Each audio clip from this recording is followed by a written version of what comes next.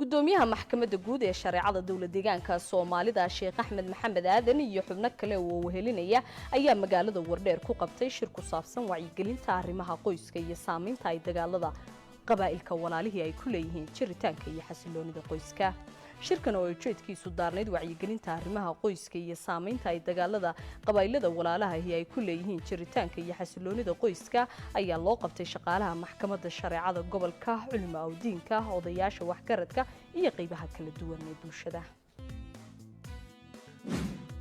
رئيس الوزراء جمهورية الديمقراطية فدرالك إثيوبيا دكتور أبي أحمد ayaa sheegay in dhismaha garoonka diyaaradaha ee caalamiga ee Bishoftu in uu yahay mid kamid ah mashaariicda waaweyn ee la bilaabi doono sanadka cusub kadib xadhigga jarka biyo xidheenka weyn ee dib u curashada Itoobiya. garoonkan diyaaradaha ayaa la filayaa inuu sii wanaajiyo doorka hogaamineed ee shirkadda diyaaradaha ee gaadiidka hawada Afrika.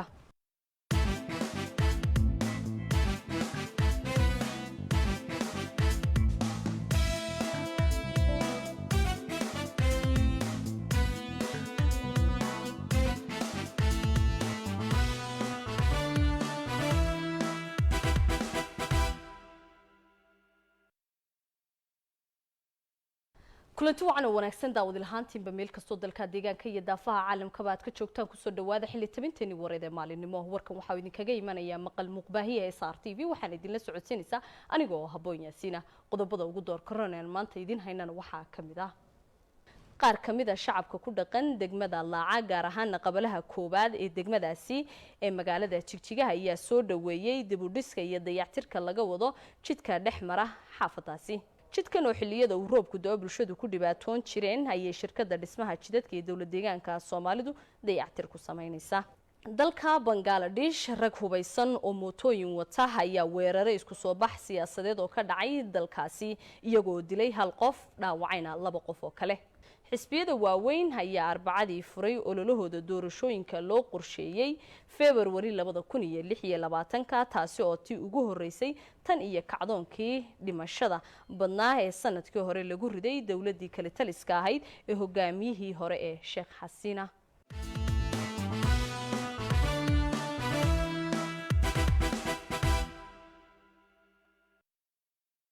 gudoomiyaha maxkamadda guud ee shareecada dawlad deegaanka Soomaalida Sheekh Axmed Maxamed Aadan iyo xubno kale oo wehelinaya ayaa magaalada Wardheer ku qabtay shir ku saabsan wacyigelinta arrimaha qoyska iyo saameynta dagaalada qabaa'ilada walaalihii ku leeyihiin jiritaanka iyo xasiloonida qoyska. warkaasi waxaynu hayay wariyaheena Bashir Cabbaas.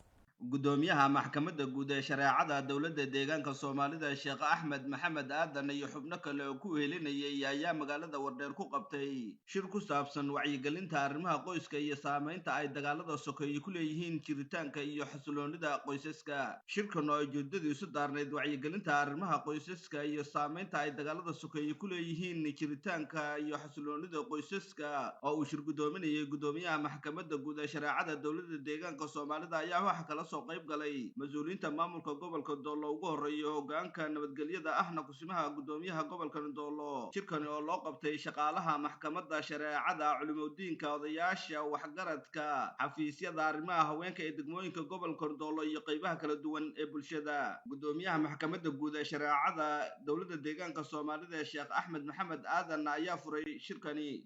sharaf bay noo tahay in aan maanta joogno gobolka Doolo oo aan ku qabano shirkaas cinwaankiisu yahay isku dhacyada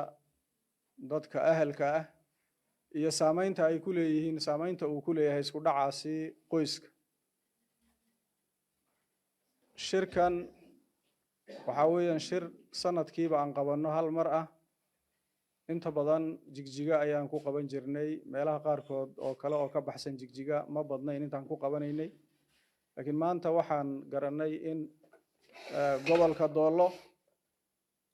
ay shirka martigeliyaan. ahmiyadiisuna waa ahmiyad annaga xaggayaga aad u ballaaran. waxaan jeclaan lahaa idinkuna inaad sidaa nala fahamtaan in ay ahmiyadiisu ay aad iyo aad u ballaaran tahay. aad baan ugu mahadnaqaynaa dadka ka yimid degmooyinka gobolku ka kooban yahay, odayaasha iyo gabdhaha iyo culimada aad baan ugu mahadnaqaynaa sida oo kale gudoomiyaha maxkamadda shareecada ee gobolka Doolo oo ku hawlanaa baryahan dambe isku dubaridka shirkan soona gaarsiiyay in sidii loo baahnaa uu shirkani u qabsoomo haddii aan intaa kaga gudbo shirkani ahmiyadda uu noo leeyahay waa cinwaanka sida aad ka dhadhansanaysaan bulshadu lafdhabarkeedu waxa weeyaan waa qoys qof walba oo inaga midihi qoys weeyaan halkaasuu ka soo bilowmay isaguna sidaasuu u bilaabay qoys wax kasta oo dhanqaryo oo timaado ama wax kasta oo dhaliil oo timaada oo bulshada dhexdeeda ka timaado qoyska saameyn ayay si toos ah ugu leedahay waxyaabaha marka sida tooska ah ugu leh inaynu mar walba ka taxadarno oo aynu ka gaashaamano hadday dhacaanna xalkeedii aynu samayno yaa laga maarmaana shirkan waxaan u baahannahay annagu saan ugu tala gashanahay idinkana aan idinka rabno inay natiijo fiican oo wax ku oolihi uu ka soo baxo qaar ka mid ah shacabka ku dhaqan degmada Laaca gaar ahaan qabalaha koobaad ee magaalada Jigjiga ayaa soo dhaweeyay dib u dhiska iyo dayactirka laga wado jidka dhexmara xaafadaasi waxaan bogaadinaynaa marka koobaad imaantii madaxweynaha bogaadinaynaa uu noogu yimid xaafadda boqoshada uu nagu soo gaaray imaantii madaxweynaha kadib waxa isbedelay wax badan baa isbedelay wadadan oo ahayd dhiiqa badan oo aan aad ka isu gudbi jirin isla mar ahaantaana bulshada ka haysatay caqabada aad u faraweyn caqabadaas oo ahayd in aan gaadiidku uu soo mari jirin marka uu roobku ka da'o sidoo kale inay xaafaduhu adeega iyo waxyaabaha ay soo doontaan ayna si toos ah u heli jirin hadda ka hor imaantii marka madaxweynaha kadib waxaan dareennay diirimaad fiican baan dareennay oo waxa timid markiiba shirkadda dhismaha jidadka ayaa noo timid markiiba wadadii way ballaadhisay si ku meel gaaro oo wanaagsan ayay wadadii si fiican u bilowday waxayna wadaan shaqo la bogaadiyo oo aad u wanaagsan bay wadaan hadda meel fiicanna way maraysaa wadadii isu socodkii gaadiidkuna si fiican buu u socdaayo shaqadii meel fiican oo bogaadinayna ayay xaafadahaan noo maraysaa waxaan codsanaynaa oo kale iyadana in mustaqbalka laamina looga dhigo oo lasii ballaadhiyo iyadoo naloo gaarsiinayo ilaa jidka soddonka ayay caqabad badan muddo dheer waxay ka haysatay inay u socoto ay magaalada intaa u jirta laamidu wax yar kilomitir yar oo gaaban buu u jiraa isla mar ahaantaana waxaad arki ruuxii hooyadii iyo waalidiintii iyo aabbaha aad bay ugu dhibanaayeen dadka aan socon karayn oo dad badan baa ku jajabayay